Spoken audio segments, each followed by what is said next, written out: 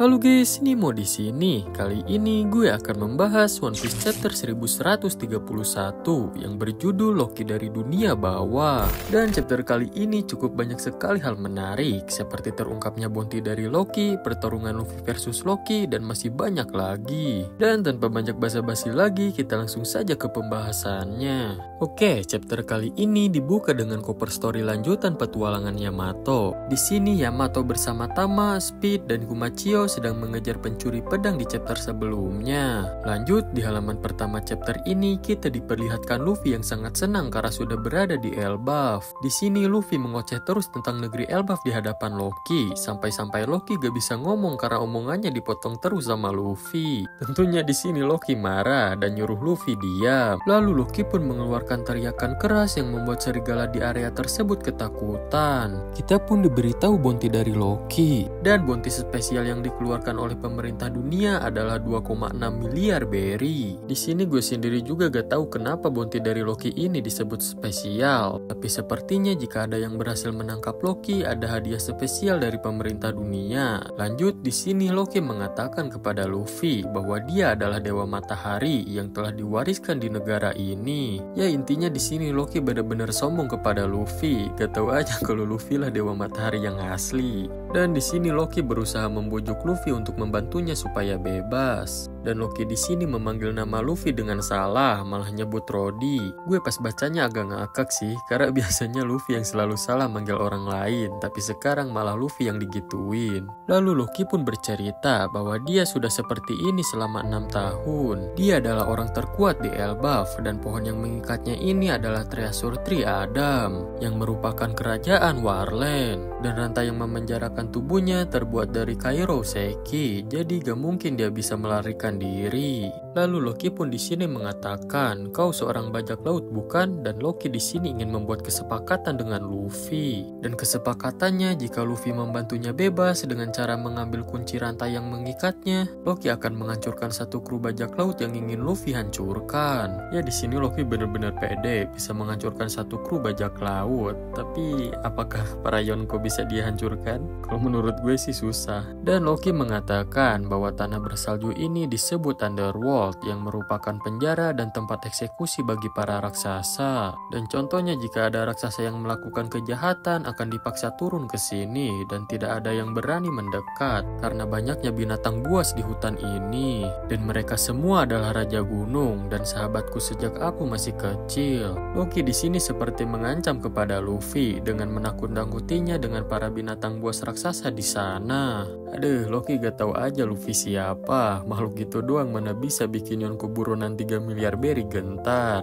Dan dari dulu juga Luffy udah terbiasa dengan makhluk-makhluk kayak gitu pas Luffy latihan di Pulau Rusukaina. Dan di sini juga ada beberapa manusia yang keluar. Mereka tampaknya adalah bawahan Loki, tapi cuman manusia biasa. Bawahan Loki ini memakai masker gas yang menutupi wajah mereka dan kulit binatang yang bau untuk melindungi diri mereka dari binatang buas. Dan ketika para binatang buas muncul, Luffy malah sangat tenang saat melihat binatang buas itu. Ya kayak yang gue bilang tadi, Luffy udah terbiasa juga sama binatang modelan gitu. Dan Loki di sini langsung mengancam Luffy secara terang-terangan. Jika Luffy tidak mematuhinya, orang-orang ini akan bertindak. Tapi tiba-tiba Luffy menundukkan semua monster itu, yang tentunya sangat mengejutkan Loki dan para bawahannya. Luffy pun menghampiri hewan-hewan ini dan disambut ramah juga oleh mereka. Jelas ya di sini Luffy memakai Hosoku Haki-nya untuk menaklukkan para hewan buas itu. Karena bawahan Loki juga mengatakan, kuharap orang ini tidak akan membuat kita pingsan seperti saat seksi rambut merah datang ke sini. Perkataan dari bawahan Loki itu jelas membuat Luffy penasaran, yang membuat Luffy menanyakan apakah Shanks pernah datang kemari. Loki pun menjawab, jadi kau kenal si rambut merah?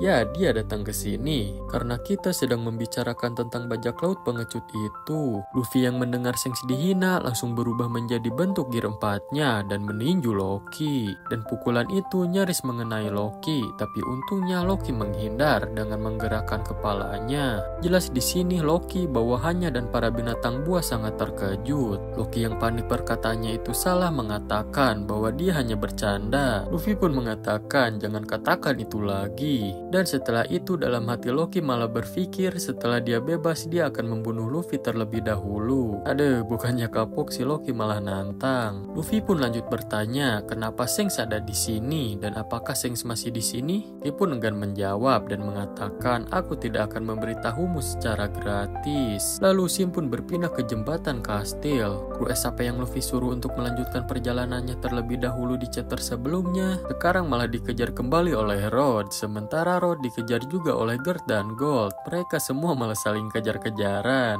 Dan Zoro pun ingin menebas mereka, tetapi Usopp mengatakan mereka mungkin berteman dengan Dory dan Brogy. Jadi mereka semua memutuskan untuk lari ke desa Elbaf di atas. Ya sebenarnya mereka bukan sekedar teman lagi, tapi emang salah satu kru dari armada bajak laut mereka. Sepertinya 3 kru Hairudin itu belum bergabung ketika Hairudin membentuk armada SHP bareng Luffy. Jadinya dari pihak kru SHP maupun armadanya gak saling kenal. Kembali ke Underworld, tetapi di area yang berbeda dari tempat Luffy dan Loki berada, kita melihat Hairudin dan Stanson menyerang rusa besar, yang dimana rusa itu untuk menyambut Luffy dan yang lain. Bahkan Hairudin sampai membayangkan gimana senangnya Luffy dan yang lain ketika dijamu mereka. Shin pun berpindah ke kapal Elbaf. Para bajak laut raksasa dan kru SHP sudah tiba di perairan Elbaf. Di sini Brook sedang memotong rambut Robin atas permintaannya, dan di sini rambut Robin kembali seperti dulu lagi yang memakai poni. Brook yang memotong rambut Robin agak gugup karena dia baru pertama kali memotong rambut.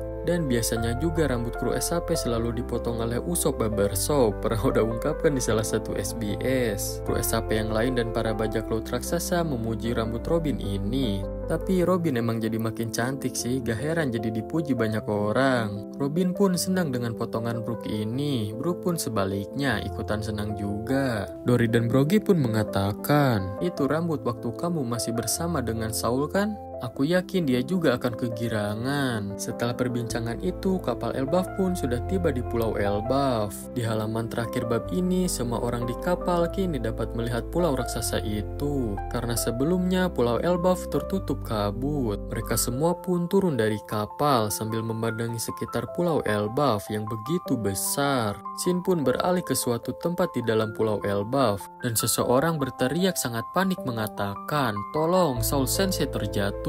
Dia tidak bergerak sama sekali. Dan chapter 1131 pun berakhir. Wah, agak kaget sih di akhir chapter ini. Ketika Robin tiba untuk bertemu Saul, Saulnya malah sakit. Sepertinya penyebab dari sakitnya Saul ini karena kejadian dulu ketika dia dibekukan oleh Kujan. Karena saat Saul terakhir diperlihatkan pun masih diperban. Sepertinya efek kekuatan Kujan ini membuat keadaan Saul sakit-sakitan. Karena kalau Saul gak sakit, dia pasti mencari Robin. Dan itulah One Piece chapter 1131.